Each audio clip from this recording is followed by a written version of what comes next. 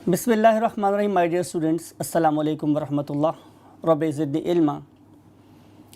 मैं एक दफ़ा आपसे पहले भी एक कहानी शेयर की थी, एक बात शेयर की थी कि दफ़ा फ़रिश्तों ने अल्लाह ताला से पूछा कि या अल्लाह, आप तो सबसे ज़ाहिर है सुपर्ब और सुप्रीम हस्ती हैं इस कायनात की, से अगर आपका भी खुदा होता तो आप क्या मांगते?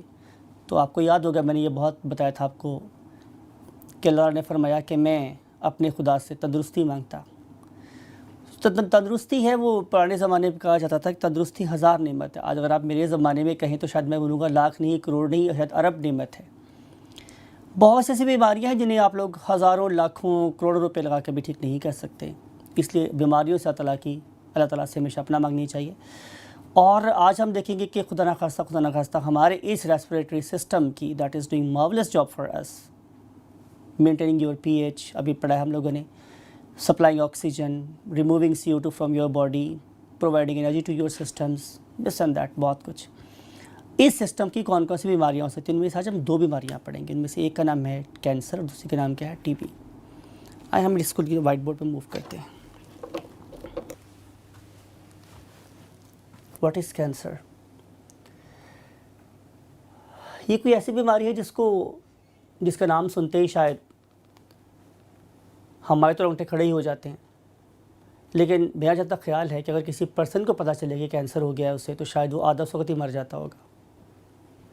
Because still many types of cancer are incurable. Cancer होता क्या है, इसके लिए हम लोग सबसे पहले लिखते हैं इसकी definition. Cancer is basically uncontrolled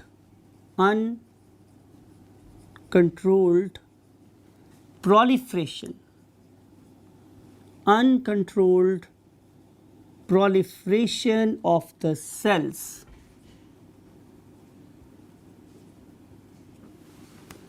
आप लोगों के एक सेल को डिवाइड होता से 16 आवर्स के बाद, वो सेल्स डिवाइड होना शुरू हो गया 4 घंटे के बाद। आपके प्रीवियस सेल्स को मर जाना था 16 घंटे बाद, वो नहीं मर रहा 32 घंटे बाद। अब दो प्रॉब्लम हुई। नंबर 1 कि आप लोगों के जो पुराने सेल्स हैं उनकी प्रॉपर एपोप्टोसिस नहीं हो रही, वो अपने टाइम पे प्रोग्राम के मुताबिक उनकी डेथ नहीं हो रही।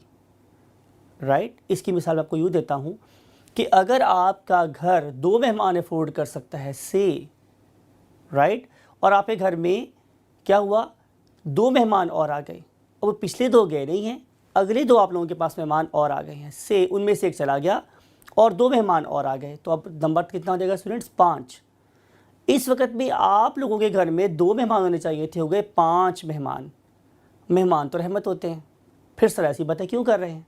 तो इसका आंसर माय डियर स्टूडेंट्स ये है कि मेहमान बेशक अल्लाह की रहमत है, अपना नसीब साथ लेके आते हैं, लेकिन आप मेरे इस टॉपिक में इसको इकोनॉमिक्स की बेस के पास समझें। आपके बॉडी में या आपके घर में जो जो बजट था आपके पास, it can afford only 2 persons, लेकिन अब आपके घर में 5 बंदे आके बैठ गए। उनमें से एक बंदा अगर फॉर एग्जाम्पल चला जाए और 2 बंदे और आ जाएँ, तो अब आपके पास नंबर हो जाएगा कितना, 6। यानी कि there is a constant increment in the number of the cells. आप लोगों की बॉडी की एक अल्लाह ताला ने एनर्जी बजटिंग की है, आपकी रिसोर्स बजटिंग की है कि आपके पास कितने रिसोर्सेज हैं, आपके पास कितने क्या है, एनर्जी है। अब उसके लिए आपको क्या करना पड़ता है कि आपकी बॉडी में नंबर ऑफ़ सेल्स को मेंटेन रखना पड़ता है। फिर अगली बात, अगर तो आप लोगों की बॉडी में, चले मैं आपसे यूँ क्वेश्चन करता हूँ, आपकी क्लास में ये एक स्मार्ट सा बेबी है, फॉर एग्जाम्पल बेबी मीन्स बच्चा है, राइट। अब इस छोटे से अगर आप बच्चे को देख रहे हैं तो इसका वज़न फॉर एग्जांपल 50 kg है। आप इसके वेसिनिटी में एक और स्टूडेंट बैठा हुआ है that is very much obese और मोटा है, और उसका वज़न फॉर एग्जांपल 100 kg के करीब जा रहा है इसी वक्त, तो क्या खुदा ना खासा 100 kg वाला बंदा जो है वो कैंसरियस है? तो आंसर इज़ नो। तो क्या सिर्फ सेल्स का बढ़ना कैंसर है? तो आंसर इज़ नो। हम कहना ये चाह रहे हैं कि अगर तो आप लोगों की बॉडी के सेल्स बन रहे हैं नॉर्मल, बिल्कुल ठीक, अपने टाइम पे बन रहे हैं, सही बन रहे हैं, तो you are getting mass, you are getting weight, it is not a cancer. लेकिन अगर आप लोगों की बॉडी में ऐसे सेल्स बन रहे हैं जो वक्त से पहले डिवाइड हो रहे हैं, और दूसरी सबसे इंपॉर्टेंट बात यह है कि वो वाले सेल्स हैं नखट्टू, राइट, हमारे मुल्क की भी तरक्की ना करने की बहुत बड़ी वजह यह है कि हमारे खाने वाले मुंह ज़्यादा हैं और काम करने वाले हाथ कम हैं, और वो वाले हाथ भी हैं जो हमारी इकोनॉमी को उठा उठा के बाहर फेंक रहे हैं, right.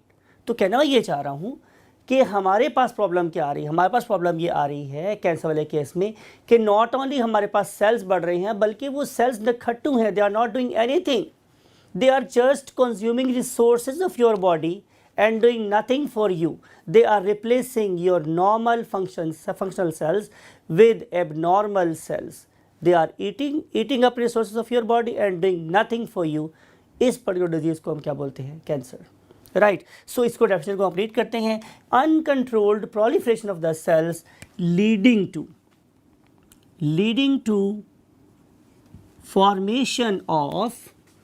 To formation of undifferentiated cells. Undifferentiated means nakhattu, right? Undifferentiated or non-functional cells is called cancer. ये है definition most comprehensive about the cancer. अब कैंसर की मेरे पास कितनी टाइप्स हो सकती हैं? तो स्टूडेंट्स, कैंसर की मेरे पास दो टाइप्स हो सकती हैं। एक को हम नाम देते हैं बिनाइन कैंसर, BENIGN। बिनाइन का मतलब है ये एक सैक्ड कैंसर है, सैक्ड कैंसर। इस वाले केस में जो कैंसर के सेल्स हैं वो किसी एक सैक के अंदर ही बढ़ते रहते हैं।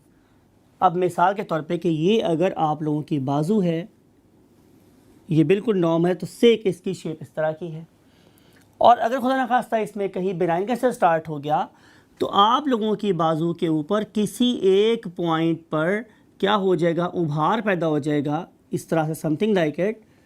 इसे हम आम ज़बान में क्या बोलते हैं, ट्यूमर, या इसे हम आम ज़बान में क्या बोलते हैं, गिल्टी। इसे हम क्या बोलते हैं, गिल्टी, और इंग्लिश में हम लोग इसे क्या बोलते हैं, ट्यूमर। ट्यूमर बन गया, राइट। तो ये है मेरे पास कैंसर की पहली टाइप। ये अगर डेवलप हो जाए तो इतना परेशानी वाली बात नहीं है, बिकॉज कि हम इस पूरे की पूरी सैक को जो इसके नीचे लाए कर रही है, हम ऑपरेट करके यहाँ से निकाल देंगे, there will be no damage. आपको दोबारा ये वाले सेल जो डिवाइड कर रहे हैं बॉडी में नज़र नहीं आएंगे। अगर ये वाला कैंसर हो तो it is not that difficult to cure. लेकिन जो दूसरी टाइप का कैंसर जिसको मैं अब रेड से लिख रहा हूँ, उसे हम लोग नाम देते हैं क्या, मैलिग्नेंट कैंसर। ये ख़तरनाक होता है। अब अगर मैं मैलिग्नेंट को किसी आम ज़ुबान में समझाना चाहूँ तो उसका मतलब है कि ये जड़ों वाला कैंसर है, ये जड़ों वाला कैंसर है, राइट। अब जड़ों वाले कैंसर से मुराद ये है कि ये कैंसर जहाँ भी होगा ये रेमिफाई करना शुरू कर देता है, and it begins to penetrate the organs. अगर मिसाल के किसी पर्सन को लिवर का कैंसर है तो ये कैंसर यहाँ से निकल के इंटेस्टाइन में भी जा सकता है, राइट, क्योंकि उसके बिल्कुल क्लोज प्रॉक्सिमिटी में इंटेस्टाइन है, इसकी बहुत क्लोज प्रॉक्सिमिटी में उसका लिवर डायाफ्राम है, वो अफेक्ट हो सकता है। लेकिन एक काम और भी तो हो सकता है हमारे जो स्टूडेंट्स, वो ये है कि इस पर्टिकुलर कैंसर जो प्रोलिफरेट कर सकता है उसके रास्ते में कहीं ब्लड कैपिलरी आ जाए, राइट। अगर इसके रास्ते में कहीं ब्लड कैपिलरी आई तो आप ये बात जानते हैं कि ब्लड कैपिलरी की थिकनेस जस्ट 1 सेल होती है, तो it can easily cross this barrier. उससे तो हज़ारों सेल्स पार कर लिए, तो ये छोटा सा एक सेल तो मसला ही कोई नहीं है, राइट। तो it can penetrate the capillaries, और कैपिलरीज में आने के बाद ये वाले cells they can become blood borne. Blood borne का मतलब है कि ब्लड में चले गए हैं, अब ये कहीं भी जा सकते हैं, राइट। ये जो मैंने पहले वर्ड यूज़ किया उसके लिए मैंने क्या वर्ड यूज़ किया कि जो मैलिग्नेंट सेल्स हैं दे आर लोकल ट्यूमर्स। ये लोकल ट्यूमर्स हैं, उन्होंने सिर्फ और सिर्फ एक पर्टिकुलर ऑर्गन को अफेक्ट किया हुआ था, लेकिन जब यही वाले सेल्स आप लोगों के ब्लड बॉर्न हो गए तो अब ये किसी और एरिया में जाकर ग्रो कर सकते हैं, और वो वाला कैंसर जिसका ओरिजिन तो कहीं और हो लेकिन बॉडी के किसी और पार्ट में जाके भी अपीयर हो सकता हो, उसको हम लोग नाम देते हैं मेटास्टैटिक कैंसर। Metastatic cancer. अब अगर बात करो गौर से सुनिए, अगर आपका ऑर्गन बहुत ज़्यादा कॉम्पैक्ट है तो मेटास्टैटिक कैंसर के होने के चांसेस कंपैरेटिवली कम हैं। लेकिन अगर आप लोगों का ऑर्गन हो ही स्पंजी, राइट, और स्पॉन्जी, दोनों वर्ड चलते हैं, स्पंजी ज़्यादा बेटर वर्ड है, तो स्पंजी है आप लोगों की जो लंग्स, आपको पता है कि इसमें बहुत ज़्यादा एल्वेलाई हैं, तो इसके रास्ते में तो रुकावटें हैं ही बहुत कम। तो इस वाले केस में नॉट ओनली मेटास्टैटिक कैंसर होने का चांस बहुत ज़्यादा जाता है, बल्कि एयर चेम्बर होने की वजह से इस पर्टिकुलर कैंसर के बॉडी में मीन्स लंग्स में फैलने की स्पीड बहुत तेज़ होती है, वेरी क्विक। तो वंस खुदा ना खास्ता किसी पर्टिकुलर पर्सन को लंग्स का कैंसर हो जाता है तो उसके दुनिया से जाने की जो रफ्तार है वो बहुत बढ़ जाती है। रीज़न यही है कि उस पर्टिकुलर ऑर्गेनिज्म के लंग्स के अंदर एयर सैक्स हैं और ये बहुत तेज़ी से ऑक्लूड का मतलब होता है स्टूडेंट्स, ऑक्लूड का मतलब होता है ब्लॉक कर देना, राइट। अब अगर तो मेरी एयर पैसेज में नॉर्मल सेल होते तो अल्लाह ताला ने मैकेनिज्म लगाया मेरे पैसेज को खोल के रखने का, उसको वाइप करने का, स्वीप करने का, एवरीथिंग। लेकिन अगर खुदा ना खास्ता उस पर्टिकुलर रेस्पिरेटरी लाइनिंग के अंदर क्या आ जाए, मेरे पास कैंसर सेल आ जाएं, तो फिर डेफिनेटली ये वाले कैंसर सेल्स ब्लॉक कर देंगे, ऑक्लूड कर देंगे किसको, मेरे रेस्पिरेटरी चैनल्स को, और आपको पता है कि मेरा फिर गैसेस एक्सचेंज इम्पॉसिबल हो जाएगा और ज़ाहिर है मेरी बहुत तेज़ी से डेथ हो जाएगी। अब सवाल ये है कि ये वाला कैंसर होता क्यों है, जो हमारे लंग्स का कैंसर, उसकी कॉजेज़ क्या है। तो हम लिखते हैं यहाँ पे heading causes of lung cancer. तो उसमें से पहली जो कॉज स्टूडेंट्स को मेरे पास है पोल्यूशन। अल्हम्दुलिल्लाह हम पाकिस्तानी हैं और हम किसी भी तौर से अपने आप को या अपनी आने वाली नस्लों को सही नहीं करना चाहते। हम अल्हम्दुलिल्लाह वो गाड़ियाँ चलाते हैं जिसमें बहुत ज़्यादा धुआं निकलता है, हम वो फैक्ट्री चलाते हैं जिनमें से पोल्यूटेंट्स प्रोड्यूस होते हैं। हमें सिर्फ आज के पैसे से गर्ज है, हम अपनी आने वाली नस्लों को और अपने मुस्तकबिल के बारे में कुछ नहीं सोच रहे। अल्हम्दुलिल्लाह हम बहुत जागी हुई बेदार कौम है। तो हमारा जो पोल्यूशन लेवल है वो डे बाई डे इंक्रीज़ कर रहा है और इंशाल्लाह हमारी दुनिया से जाने की जो ख्वाहिश है वो बढ़ती चली जा रही है। तो हम बहुत तेज़ी से डिटेरियोरेट हो रहे हैं, इखलाकी तौर पे भी और जिस्मानी तौर पे भी, ज़हनी तौर पर भी। तो इसमें जो पोल्यूशन है वो एक बहुत बड़ा फैक्टर है। और उसके बाद जो नंबर 2 चीज़ आ जाती है स्टूडेंट्स, वो क्या है, अगेन जहालत, ignorance of the parents about their kids, about their children, about their particular students। मेरा एड्रेस आप लोग जो कॉलेज के स्टूडेंट्स हैं, आपके पेरेंट्स को आपके बारे में पता ही नहीं होता, या आप लोग बहुत क्लेवरली इनको चीट कर रहे होते हो, लेकिन आपको ये नहीं पता कि you people are not cheating your parents, you are cheating yourself. जब हम स्मोकिंग करते हैं तो स्मोकिंग के अंदर क्या हैं, टार, और टार में मेरे पास 20 डिफरेंट टाइप से क्या है कार्सिनोजेंस हैं, कैंसर कॉजिंग एजेंट्स हैं। आप मुझे अपनी सोसाइटी में बहुत से एग्जांपल दे सकते हैं कि सर वो तो पूरी ज़िंदगी उसने सिगरेट पिया उसको कैंसर नहीं हुआ, वो तो उसको कुछ नहीं हुआ, वो सिगरेट नहीं पिया था उसको कैंसर हो गया। बट रिमेंबर, स्टडीज़ हमेशा स्टैटिस्टिक्स पे बेस करती हैं। ऐसा नहीं है कि जो बंदा सिगरेट पीता है उसे कैंसर ज़रूरी होगा। लेकिन जब मैं एक नॉन स्मोकर के ग्रुप को स्मोकर ग्रुप से कंसिडर करता हूँ, कंपेयर करता हूँ, तो मुझे पता चलता है जब मैं एक स्मोकर ग्रुप को नॉन स्मोकर ग्रुप से कंपेयर करता हूँ तो मुझे पता चलता है कि बेसिकली स्मोकर्स लोगों में कैंसर बहुत ज़्यादा है as compare to non smokers, right. तो इसलिए अगर आप स्मोकिंग कर रहे हैं माय डियर फ्यूचर डॉक्टर्स, या आप किसी डॉक्टर को भी स्मोकिंग करते हुए देखते हैं, तो पहली बात है कि उस डॉक्टर पर अफसोस करें कि वो डॉक्टर होने के बावजूद जहर खा रहा है, उससे सब कुछ पता है, वो फिर ऐसी हरकत किए जा रहा है। और दुनिया में हमेशा वही कौमें कामयाब होती हैं जो अपने बड़ों की गलतियों से सीखती हैं। If your parents are doing this mistake, you should not do it, right. तो अपनी ज़िंदगी जो आपको सिर्फ एक दफ़ा मिलनी है उससे प्यार करें और स्मोकिंग कभी ज़िंदगी में मत करें, because it can trigger a very lethal disorder that is called as cancer. अब हम मूव करते हैं नेक्स्ट डिजीज़ पे, उसका नाम है TB. TB stands for tuberculosis। अब आमतौर पे समझा जाता है कि जो TB या ट्यूबरकुलोसिस है ये सिर्फ फेफड़ों की होती है। तो पहली बात है ये कॉन्सेप्ट माइंड से निकालें। TB किसी ऑर्गन की भी हो सकती है। TB इवन आप लोगों की बॉडी के सबसे हार्ड पार्ट मींस बोन्स की भी हो सकती है। सो TB एक बहुत ही लीथल डिसऑर्डर है और इसका जो कॉजेटिव एजेंट है, आप चैप्टर नंबर 5 को याद करें, चैप्टर नंबर 6 को याद करें। जिसमें आप लोगों ने बैक्टीरिया पढ़े थे, आपको याद है उसमें एक बैक्टीरिया की टाइप पढ़ी थी हमने, व्हाट, माइकोबैक्टीरियम ट्यूबरक्लोसिस, माइकोबैक्टीरियम, ठीक है। और इसका जो ताल्लुक होता है ये क्लास है माइकोप्लाज्मा, और आपको ये भी याद होगा कि मैंने बोला था कि ये ओनली क्लास है माइकोप्लाज्मा जिसकी सेल वॉल नहीं होती। अगर किसी बैक्टीरिया की सेल वॉल नहीं है तो it can penetrate to the any organ, दिमाग में घुस जाएगा, आपकी आइज़ में घुस जाएगा, आप लोगों की बोन्स तक घुस, मैंने बोन बोल दिया है, the strongest hardest part of your body is bone, even it can penetrate into the bones. तो आप इस पर्टिकुलर बैक्टीरिया की लिथैलिटी का अंदाज़ा करेंगे कि कितना खतरनाक हो सकता है, राइट। लेकिन वही बात है, जो मोस्ट कॉमन जो ट्यूबरक्लोसिस है ये रिपोर्टेड दो चीज़ों की, उनमें से एक का नाम है लंग्स, दूसरे का नाम क्या है, इंटेस्टाइन, राइट। अब ये जो हमारे पास माइकोबैक्टीरियम ट्यूबरक्लोसिस है ये क्या करेगा कि it begin to engulf what, your respiratory surfaces, right. और इस रेस्पिरेटरी सरफेस को एनगल्फ करने का मतलब ये है कि अब आप लोगों की गैसेस एक्सचेंज करने की वजह डे बाई डे कम होती चली जा रही है, राइट। अब अगर इस पर्टिकुलर डिजीज़ को हम जल्दी से ठीक नहीं करेंगे तो इससे कुछ सिम्टम्स अपीयर होंगे। आइए हम उन सिम्टम्स को लिखते हैं। सबसे पहला सिम्टम मेरे पास स्टूडेंट्स ये है कि ये वाला ऑर्गेनिज्म लो ग्रेड फीवर में रहता है, लो ग्रेड फीवर उसमें रहेगा, राइट। नंबर टू स्टूडेंट्स ये है कि ये बहुत क्विकली क्या हो जाता है, ये क्विकली फटीग हो जाती है। इसको फटीग का मतलब है थक जाना, किसी किस्म की भी अर्ली थकावट, आप लोगों की अर्ली फटीग, आपका जल्दी थक जाना, आपकी बॉडी में पैदा होने वाले किसी बहुत बड़े तूफान का क्या है, पेश खैमा है, समझें। एनर्जी बॉडी में हमेशा रहनी चाहिए। अगर आपकी बॉडी एनर्जी को लूज़ कर या बॉडी थक जाते हैं तो टेक इट वेरी सीरियसली। आप क्यों थक रहे हैं?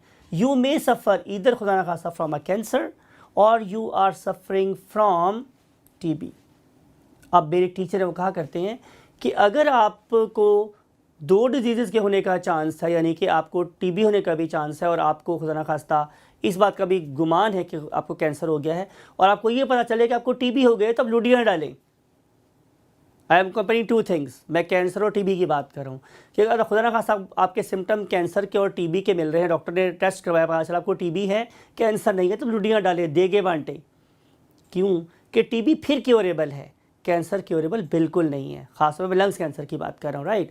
सो बात हम कर रहे थे कि अगर आपको ये पता चल जाए कि आपको लो ग्रेड फीवर रहता है, आपको क्या कहते हैं, कफ रहती है, आप क्विकली जब थक जाते हैं और आप लोग बहुत तेज़ी से वेट लॉस कर रहे हैं, ठीक है, वेट लॉस कर रहे हैं, आप लोगों का जो कलर है वो किसी कॉपर स्किन की तरह होता चला जा रहा है, राइट। तो ये सारे सिम्टम किसके हैं my dear students? Pain in chest, right. तो ये सारे के सारे सिम्टम हमारे ट्यूबरक्लोसिस के हैं, राइट। अगर दो डिजीज़ होने का चांस और उनमें से आपको टीबी हो तो आप शुक्र अदा करें, बिकॉज कि जो टीबी है ऑल दो इट इज़ वेरी डेंजरस, इसमें कोई शक वाली बात नहीं है, लेकिन इट इज़ क्योरेबल। अब सवाल ये है कि ये क्योर कैसे की जा सकती है? तो आंसर ये है हमारे स्टूडेंट्स कि जो टीबी है it is due to a bacterium, तो ये एक बैक्टीरियल डिसऑर्डर है, राइट। अब इस पर्टिकुलर बैक्टीरियल डिसऑर्डर को हम कैसे ट्रीट कर सकते हैं? Definitely by use of antibiotics. अब आपको मैंने आज की समझ सेकेंड क्लास बात ये बता रहा हूँ कि जो नॉर्मल एंटीबायोटिक्स हैं उनके अगेंस्ट रेजिस्टेंस डेवलप कर चुके हैं माइकोबैक्टीरियम ट्यूबरक्लोसिस जो बैक्टीरिया है। तो उस पर्टिकुलर केस में हम लोगों को इन सुपर बग्स के अगेंस्ट एक सुपर एंटीबायोटिक यूज़ करना पड़ती है, राइट। और इसके लिए WHO बहुत ज़्यादा काम कर रही है। उन्होंने नॉट ओनली डिफरेंट किस्म की वैक्सीन भी बनाई हैं, बल्कि उन्होंने सुपर एंटीबायोटिक्स बनाती हैं जो कि 3 या 4 डिफरेंट किस्म के एंटीबायोटिक्स का कॉम्बिनेशन होती हैं और वो इन पर्टिकुलर बैक्टीरिया को किल कर सकती हैं। लेकिन इंपॉर्टेंट बात यह है कि ये वाली antibiotics we have to take for 9 months at least, कम से कम हमें 9 माह खानी पड़ती है। और इसमें सबसे जो इम्पोर्टेंट बात है वो ये है कि आपने कोई डोज मिस नहीं करनी। मिसाल के तौर पर डॉक्टर आपसे कह रहा है कि आपने ये वाली मेडिसिन दिन में 2 दफ़ा खानी है, तो ऐसा नहीं है कि आप 1 दफ़ा खा के बैठ जाएंगे। No, already my dear doctors and upcoming students कि जो हमारी बैक्टीरिया है वो आगे ही बहुत रेजिस्टेंस डेवलप कर चुके हैं। तो अगर हम इसे फर्दर चांस देंगे ठहरने का बॉडी में, तो फिर डेथ के अलावा कोई सेकंड ऑप्शन नहीं बचती। तो once you start the intake of anti tuberculosis medicine, never quit it, never stop it, never miss it, right. आपने हमेशा इसको पूरे टाइम पे, एक्यूरेट टाइम पे लेना है। और एक बात आपको और बतानी है कि इस पर्टिकुलर डिजीज़ को हम बोलते हैं कि ये पुअर मैन्स डिजीज़ है, पुअर मैन्स डिजीज़ है। अब इसके लिए क्या है रीज़न कि आपको पता है कि आप लोगों के इम्यून सिस्टम में प्रोटीन्स का बहुत बड़ा हाथ होता है। तो एक वो वाला गरीब आदमी जो प्रोटीन नहीं खा सकता, राइट, जाहिर है उसकी बॉडी में एंटीबॉडीज़ की प्रोडक्शन डेफिनेटली कम होगी, उसका इम्यून सिस्टम इम्पेयर्ड होगा और ये सोशियो इकोनॉमिक लेवल में हायरार्की में बहुत लो पर्सन इस डिजीज़ का ज़्यादा शिकार होता है। इसके अलावा हमारे पास लो टेम्परेचर और इंक्रीज्ड ह्यूमिडिटी, ठीक है, एंड स्मॉल रूम्स, ये वो फैक्टर्स हैं जो इस पर्टिकुलर डिजीज़ की प्रोलिफरेशन की कॉज बनते हैं। अगर आपको मैं आज के रेफरेंस लेसन की आखिरी बात करूं तो मैंने एक वर्ड आपकी नज़र करना है, उसे हम बोलते हैं कॉन्टेजियस। अब कॉन्टेजियस का मतलब मेरे पास स्टूडेंट्स ये होता है कि ये अछूत की बीमारी, ये छूने से फैलती है। यानी कि अगर एक पर्सन टीबी का कैसे पेशेंट है और आप उसके इस्तेमाल शुदा बर्तन में पानी पिएंगे तो जाहिर है ये बैक्टीरियम आपकी बॉडी में ट्रांसफ़र हो जाएगा। या ऐसा भी हो सकता है कि से उसने एक स्पूटम पास किया, बलगम उसने पास की और उसके बाद बहुत पाकिस्तानी अच्छे लोगों ने ऐसे ही मुंह हाथ साफ़ कर लिया, आपने उसी हाथ से शेक हैंड कर लिया, तो तब भी आपकी बॉडी में ट्रांसफ़र हो जाएंगे। तो इसलिए ज़रूरी ये है कि आप ऐसे पर्सन से थोड़ा सा डिस्टेंस पर रखें, डिस्टेंस पर रहें। सॉरी, इसका मतलब ये नहीं कि आप इयादत करने नहीं जाएंगे, इयादत आप करें, लेकिन डेफिनेटली आप अपने आप को थोड़ा डिस्टेंस मेंटेन कर रखें। तो इस कॉन्टेजियस डिजीज़ को जो बहुत लीथल है, अल्लाह ताला हम सबको महफूज रखे। और अगली 2 बीमारियों के साथ आपसे नेक्स्ट लेक्चर में मिलेंगे। Till next lecture, take very good care of yourself.